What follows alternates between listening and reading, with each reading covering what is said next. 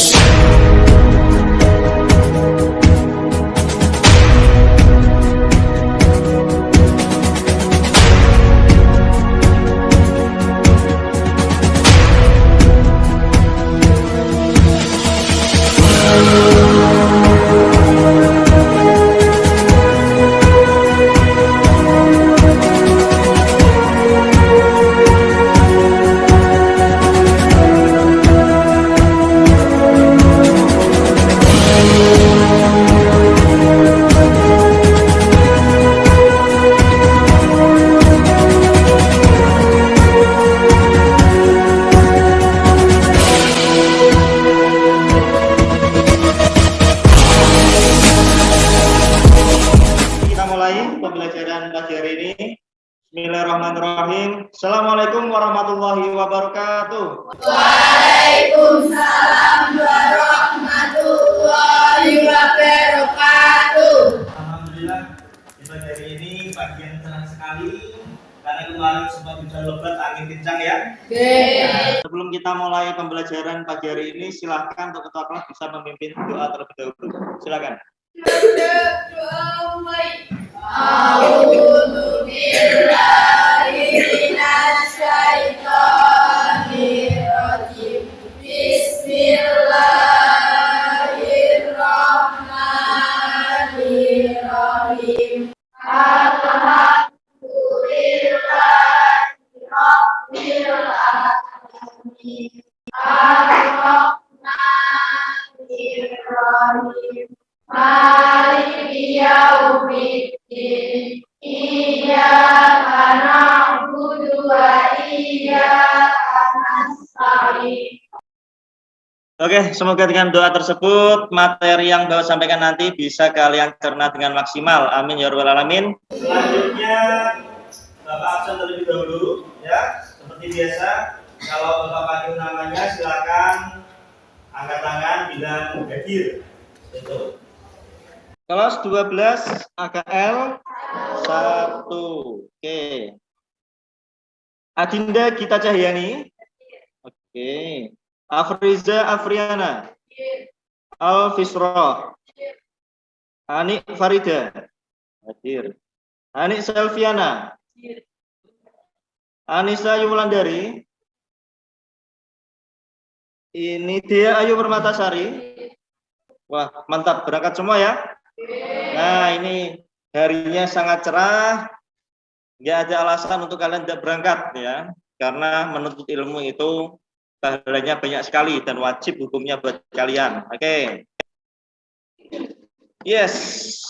Bagaimana perasaan hari ini? Cuacanya sangat cerah. Apakah hati kalian cerah seperti cuaca hari ini? Gimana? Happy? Bilang happy tapi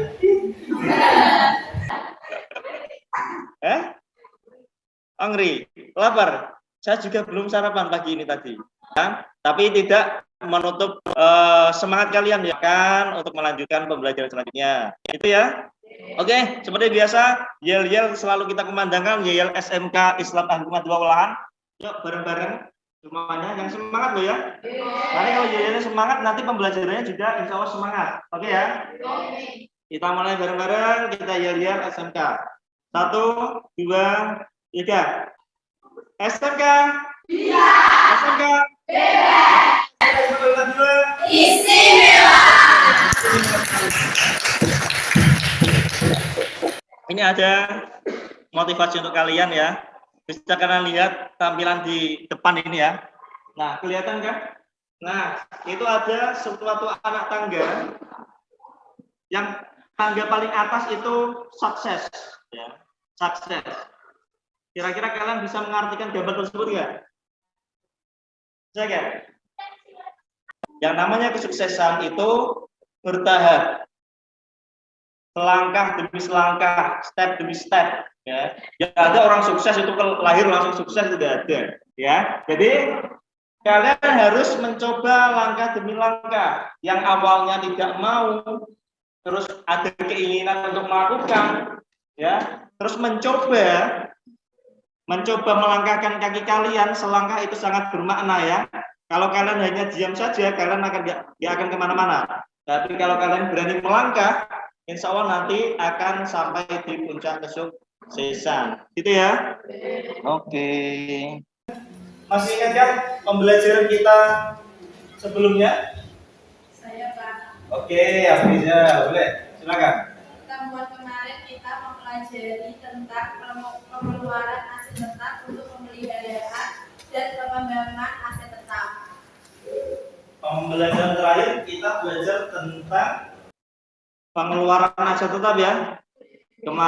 Pertemuan kemarin pengeluaran aset tetapnya digunakan untuk pemeliharaan aset tetap maupun pengembangan aset tetap ya. Yang namanya aset itu harus dipelihara, jangan dibiarkan.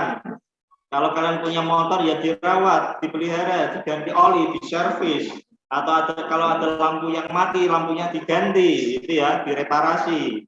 Seperti itu ya. Nah, untuk pembelajaran pagi hari ini nanti kita akan belajar tentang masih di aset tetap ya. Masih di aset tetap. Kalau yang kemarin aset tetap berwujud, sekarang kita beralih ke aset tetap dari sumber daya alam ya. Aset tetap dari sumber daya alam. Nah, ini tujuan pembelajarannya bisa kalian lihat di layar. Nah, nanti diharapkan setelah pembelajaran ini kalian mampu mengerti apa sih itu beban depresi, maaf ya.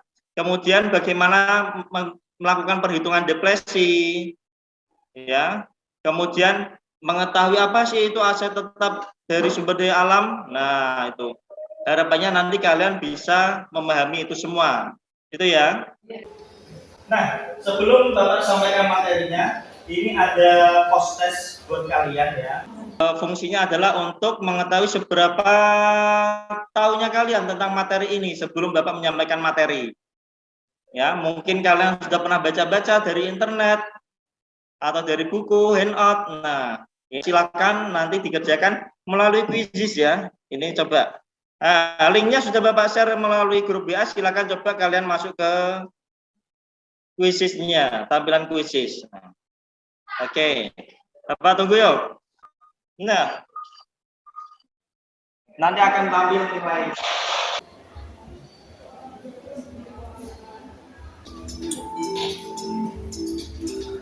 Jadi nanti hasil ini tidak mempengaruhi nilai, jadi hanya sudah pretest untuk mengetahui beberapa tahu kalian tentang materi aset tetap yang dari sumber daya alam. Oke, mantap ya, mantap sekali. Jadi kalian hampir semuanya sudah sempat membaca materi tentang aset tetap yang dari sumber daya alam ya. Oke, terima kasih. Ini nanti materinya tentang aset tetap yang dari sumber daya alam ini berbeda dengan aset tetap berwujud. Kalau kemarin aset tetap berwujud itu yang sering digunakan untuk operasional ya, seperti kendaraan, peralatan, gedung, bangunan, mesin dan sebagainya. Kalau yang aset tetap berwujud yang dari sumber daya alam ini adalah aset-aset yang berasal dari hasil tambang ya. Kalau mungkin kalian punya cincin emas itu ya, cincin emas punya. Nah, nggak punya, nanti minta sama itunya ya. Atau mungkin bahan bakar kendaraan yang kalian gunakan, motor kalian kan menggunakan bahan bakar bensin ya, Pertamax ya. Pertamax itu salah satu dari aset terwujud dari sumber daya alam. Oke, terima kasih. Nah, memasuki materi, silakan persiapkan dulu handout-nya, LTS-nya. Ini akan Bapak tampilkan video pembelajaran tentang materi ini. Silakan disimak. Kemudian kalau ada hal yang kiranya butuh penjelasan, silakan nanti ditanyakan. Oke ya. Oke, silakan diperhatikan.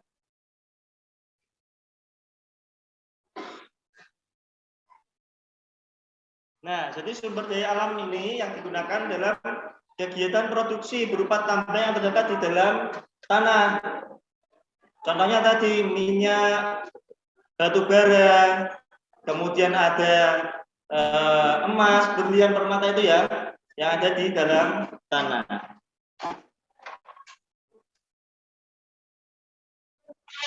Ini contohnya.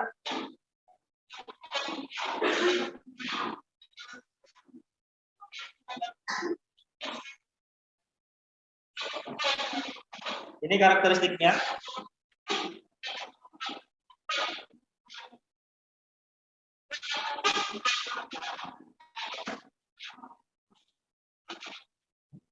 Oke, karakteristik aset yang dari sumber daya alam. Yang pertama, secara fisik berkurang karena kegiatan operasional, ya. Tahu kenapa berkurang terus? Ya tahu ya. Kira-kira yang namanya minyak bumi itu ada yang memproduksi atau tidak? Hah? Minyak bumi enggak? Itu berlangsung secara alamiah ya, secara alamiah. Jadi ketika setiap hari diambil ditambang, itu lama-lama habis, ya, lama-lama habis. Seperti emas, itu kalau yang di Papua itu ya, PT Freeport itu contohnya yang emas itu ya, itu yang semula gunung ditambang dikeruk sekarang jadi cekungan seperti kawah. Itu kalau diteruskan ya lama-lama nanti ya lubang di bumi ini sebanyak. Kemudian aset tersebut tidak dapat diganti, tidak ada gantinya. Kalau sudah habis ya habis nanti. Makanya nanti dituntut ada aset sumber daya alam yang terbarukan untuk menggantikan dengan wujud yang lain ya. Kalau untuk wujud yang sama, jenis yang sama tidak bisa. Oke, lanjut.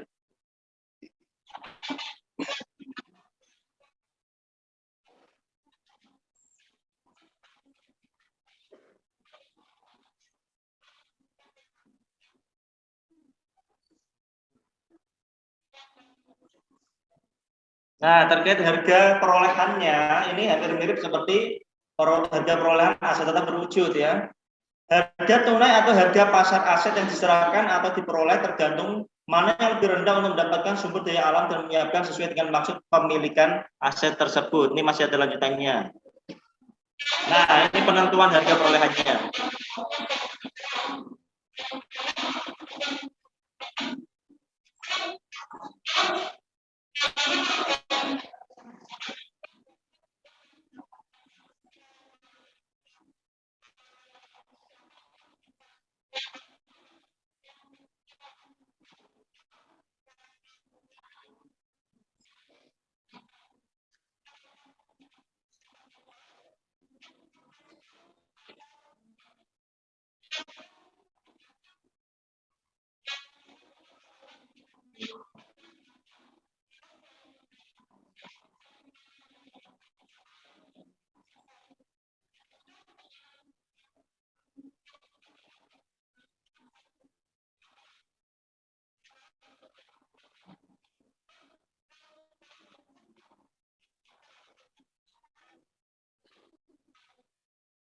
Oke, stop dulu ya. Ini untuk penentuan harga perolehan sumber daya alam ada dua pendekatan.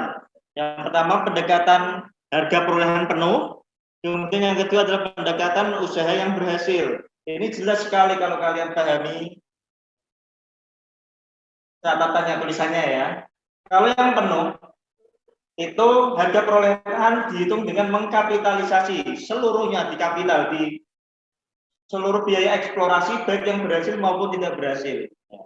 Jadi semuanya, seluruh biaya yang terkait dalam kegiatan eksplorasi tersebut, entah itu berhasil atau tidak, semuanya dihitung.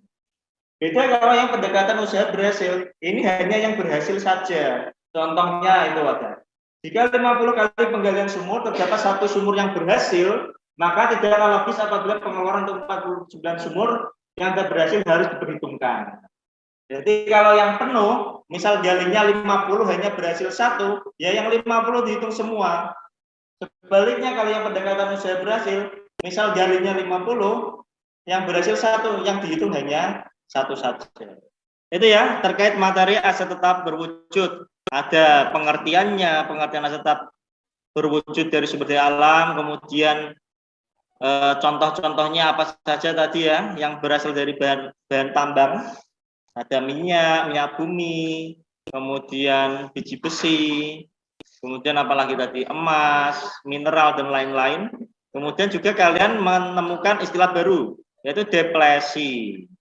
Depresi itu adalah penyusutan untuk aset tetap berwujud dari sumber daya alam, ya.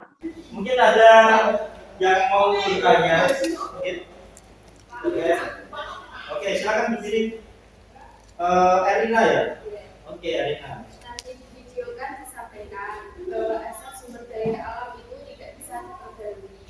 Bagaimana sikap yang harus diterapkan dalam penggunaan sumber daya alam tidak dapat berubah. Tadi itu ya, kalian sudah ketahui bersama bahwa aset yang dari sumber daya alam ini tidak bisa diperbarui. Kalau habis ya habis ya. Habis ya habis. Terus bagaimana sikap kita? Kira-kira bagaimana kalau kalian? Apakah dipakai sesuka kalian? Mungkin? Nah, gitu ya. Jadi untuk aset dari sumber daya alam ini harus dikelola dengan bijaksana. Digunakan sebutuhnya saja, tidak sesukanya. Ya. Mungkin ada yang lain? Oke, Putri, Sia, gimana?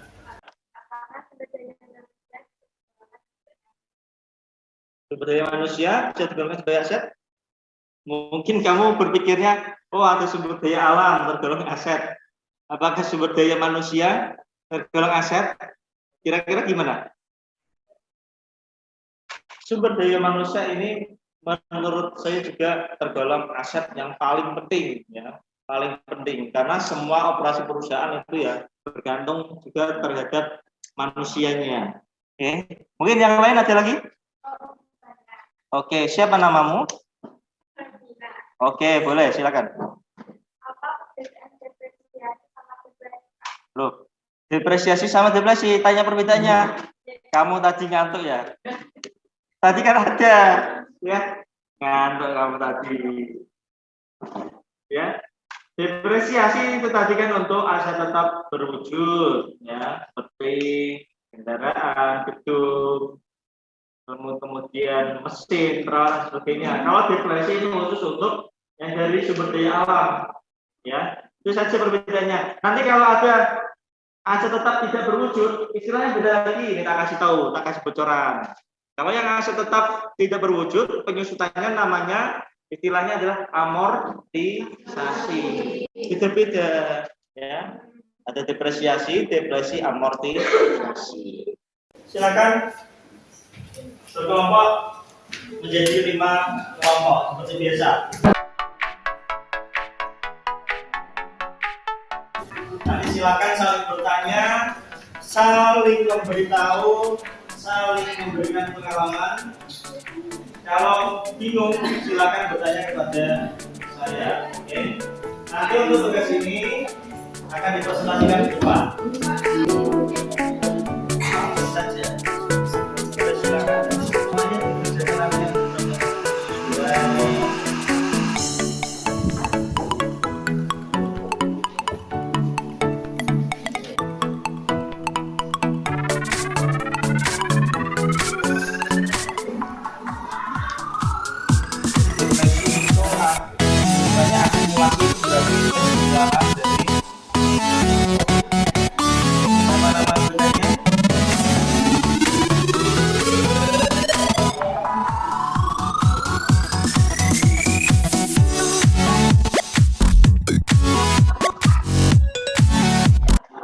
Oke, kalau sudah selesai semua, silakan untuk kelompok 1 sampai dengan 5. Nanti persiapkan 2 perwakilan kelompoknya untuk melakukan presentasi di depan. Ya, silakan ditunjuk 2 orang. Nanti maju presentasi, perkenalan dari kelompok mana, sampaikan hasil diskusinya. Kalau dari kelompok lain mungkin ada yang mau menanggapi, dipersilahkan.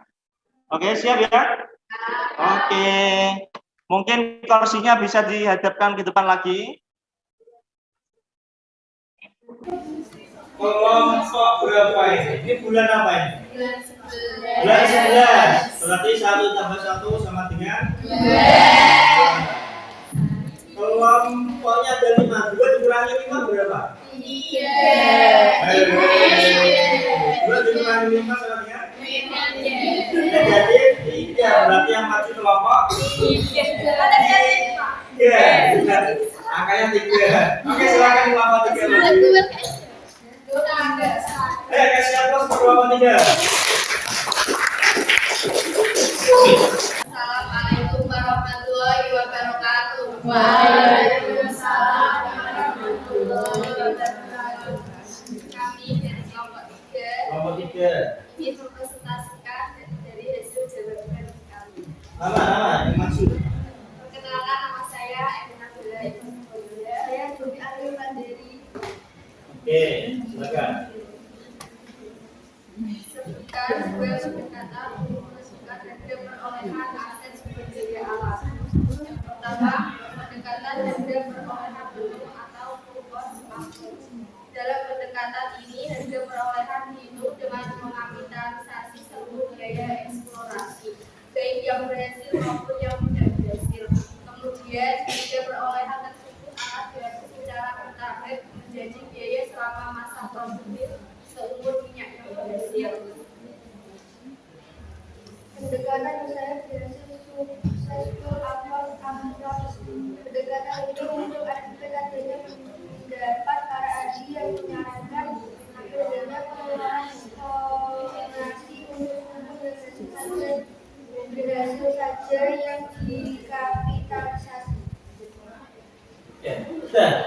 Jadi tadi pendekatan dalam harga perolehan ya untuk aset dan sumber daya alam. Ada berapa? Ada 2. Yang lain sama ada 2? Enggak mau 3? 4? 5? 2 saja? Kalau saya 1 saja sudah cukup. Oke, ada 2 pendekatan. Yang pertama pendekatan apa? Penuh. Yang kedua?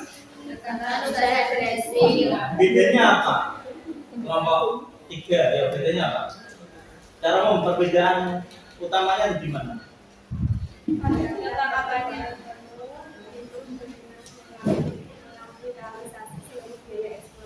Seluruh ya.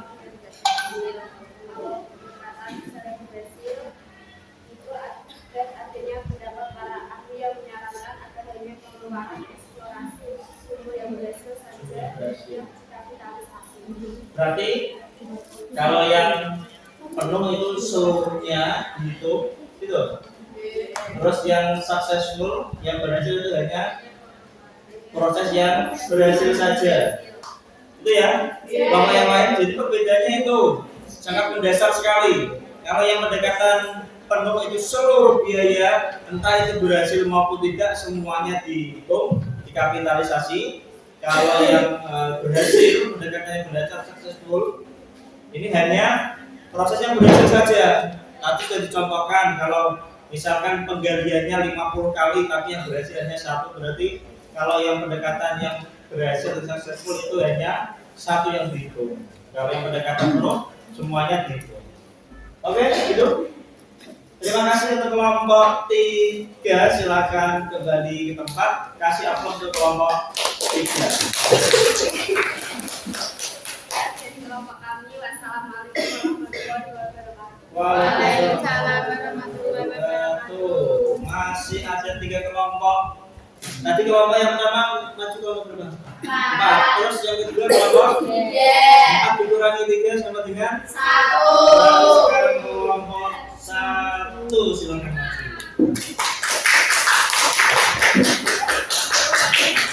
Assalamualaikum warahmatullahi wabarakatuh. Waalaikumsalam warahmatullahi wabarakatuh. Perkenalkan, nama saya Nurul Firamawati. Perkenalkan, nama saya Elvira Aulia Safitri. Kami dari kelompok 1 ingin mempresentasikan hasil kerja kelompok kami.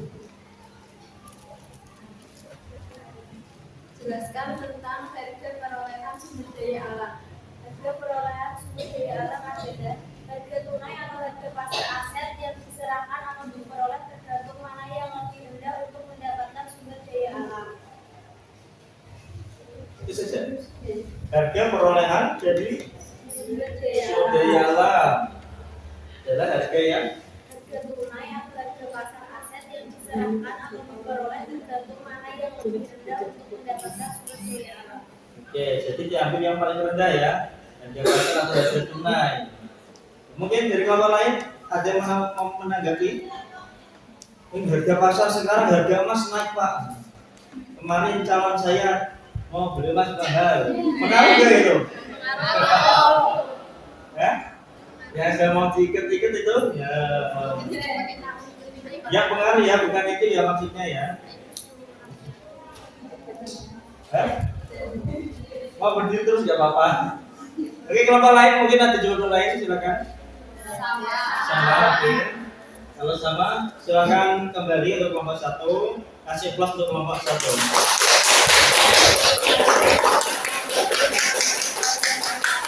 Waalaikumsalam warahmatullahi wabarakatuh.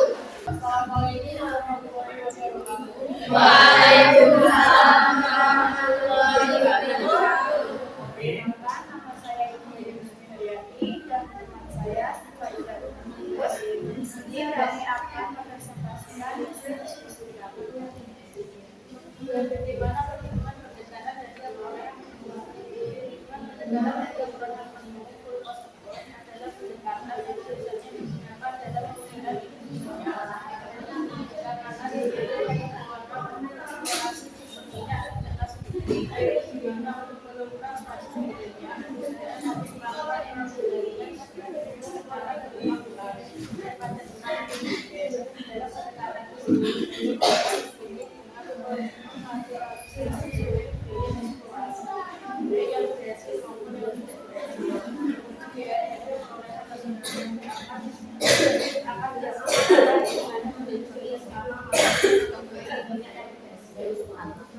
Ya sudah. Jadi ini bagaimana cara menentukan harga perolehan itu ya. Tadi disampaikan dari kelompok 2 untuk contoh perusahaan minyak ya, berarti kan contoh perusahaan minyak itu menggunakan pendekatan yang penuh dengan alasan proses pencarian minyaknya atau penggaliannya itu membutuhkan biaya yang sangat banyak. Itu sangat logis ya. Coba dipikir secara logis. Yang namanya minyak bumi itu tempatnya kan ada di dalam perut bumi, dalam tanah. Kan nggak kelihatan. Jadi harus dilakukan yang namanya eksplorasi itu. Gali, belum ketemu, gali tempat lain. Belum ketemu, digali di tempat lain seperti itu. Beda kalau contoh tambang yang lain seperti emas mungkin ya. Kalau emas itu lebih mudah daripada minyak bumi. Logikanya emas itu bisa ditemukan di daratan yang terlihat. Contoh di mungkin ada di pegunungan yang mengandung emas. Kalau di TV kalau kalian lihat serial petualangan itu, nah itu kan bahkan ada yang emas dari sungai, ada di sungai, ada di lembah, itu lebih mudah. Jadi pendekatannya itu menyesuaikan barang tambangnya seperti apa, gitu ya. Kalau minyak itu karena eksplorasinya sangat mahal, maka menggunakan pendekatan yang penuh. Oke, ada tanggapan lain dari kelompok lain?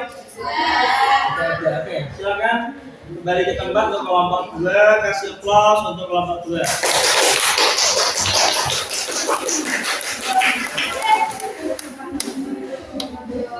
Waalaikumsalam warahmatullahi wabarakatuh.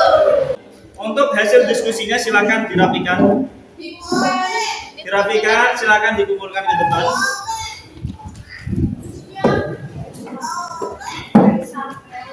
Ya, jadi terkait presentasi dan diskusi pada pagi hari ini cukup terlihat aktif ya. Mungkin karena cuacanya sangat mendukung sehingga suasana hati kalian sangat mendukung ya, sangat bergairah. Apalagi hari Jumat pulangnya cepat mungkin ya. Absensi full, diskusi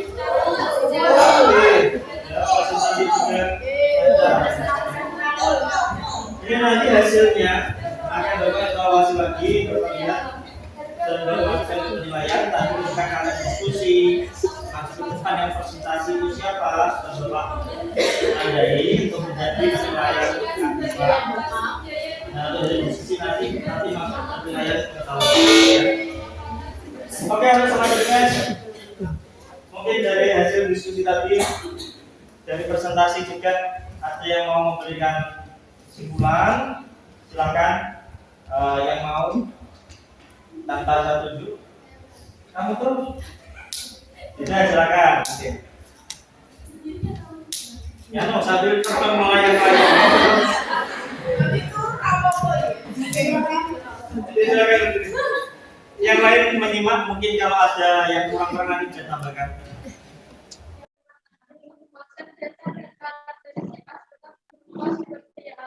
Berdaya alam merupakan aktivitas yang seringkali sebagai aktivitas mana yang termasuk dalam aktivitasnya adalah sebuah minyak dalam kayu hutan dan sebagainya. Aspek produktif yang merupakan tersebut memiliki dua karakteristik, yaitu secara fisik berkurang karena kegiatan operasional dan aset tersebut tidak dapat diganti. Yang kedua, harga perlahan aset tetap berupa sumber daya alam. Harga perlahan suatu sumber daya alam adalah harga tunai atau harga pasar asing yang diserahkan atau diperoleh terhadap karya yang lebih rendah untuk mendapatkan sumber daya alam dan menyiapkannya sesuai dengan kasus memiliki aset tersebut. Oke, sudah. Terima kasih, Yesi. Mungkin kelompok maaf, yang lain mau nambahi? Sudah lengkap ya? Tadi dari pengertian, kemudian aset dari sumber daya alam, kemudian karakteristiknya sudah ada dua karakteristik, kemudian biaya-biaya atau perolehannya ada 4 biaya akuisisi, eksplorasi, biaya pengembangan, terakhir biaya restorasi. Kemudian kalian menemui istilah depresi, ya. Depresi untuk penyusutan aset tetap dari sumber daya alam. Nah, yuk kita sedikit merefresh pikiran kita biar kita semua tidak ada yang depresi. Ya, namanya pembelajaran itu untuk menambah wawasan kalian, bukan untuk menambah tingkat depresi kalian. Gitu ya. Oke, ini ada sedikit permainan buat kalian agar nantinya setelah ini kalian bisa tetap semangat. Kita agak siap dulu. Ya. Oke, ya. Dum tas, dum tas, dum tas, dum tas, tak.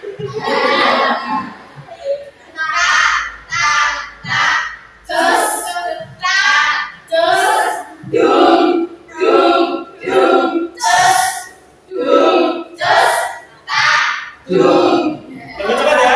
Oke, lebih cepat. Dia terlalu banyak gerak. Nanti bisa apa? Oke, lebih cepat aja. Yuk.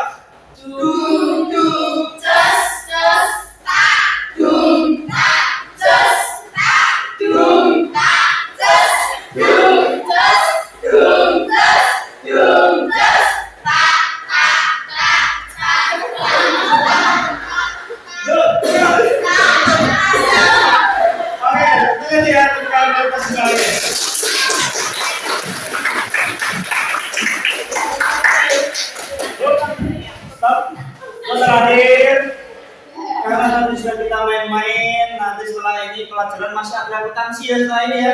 Iya, akuntansi praktikum dan jasa dagang gitu ya, manufaktur. Hari Jumat full akuntansi, jadi tetap semangat. Karena setelah main-main tadi, wajahnya harus tetap sumringah. Ya, untuk terakhir kalinya ada post-test lagi. Post-test lagi ya. Kalau tadi ada pretest, harus ada post-test. Harus ada post-test. Silakan ada link yang sudah Bapak bagikan lagi di grup. Silakan buka lagi. Dengan soal yang sama, silakan kerjakan. Hasilnya harus lebih baik. Gitu ya. Silakan. Bapak tunggu.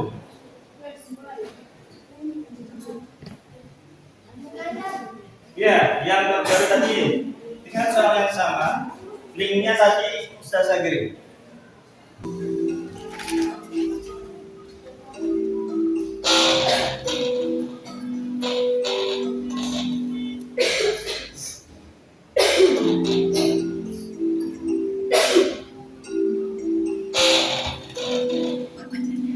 Terima kasih, kita sudah melaksanakan post test. Jadi bagaimana menurut kalian pembelajaran pada pagi hari ini tadi? Menyenangkan atau membosankan atau membosankan? Menyenangkan ya. Jadi harapannya memang pembelajaran kita sekolah itu selalu menyenangkan. Ya ada kalian yang makan ketika pembelajaran apalagi takut pembelajaran akuntansi. Gitu ya. Oke. Terus terima kasih juga, apresiasi juga kami sampaikan, saya sampaikan kepada yang tadi berani maju menyampaikan kesimpulan untuk presentasi beda itu ya. Jadi masing-masing kelompok yang mau maju mewakili kelompoknya itu akan memberikan benar-benar penilaian lebih daripada anggota kelompok yang hanya diskusi saja tidak mau maju untuk mempresentasikan diskusinya. Itu ya. Jadi untuk terakhir kalinya aplaus untuk kita semua sebelum kita bergerak.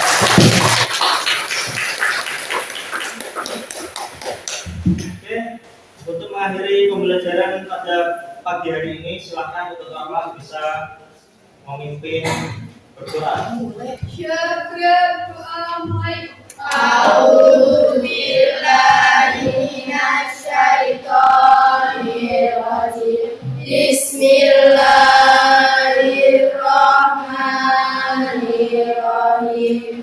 Wal asri innal insana lafi khusrin illa alladziina amanu wa amilus solihati wa tawassaw bil haqqi wa tawassaw bis sabr. Shadaqallahul adzim.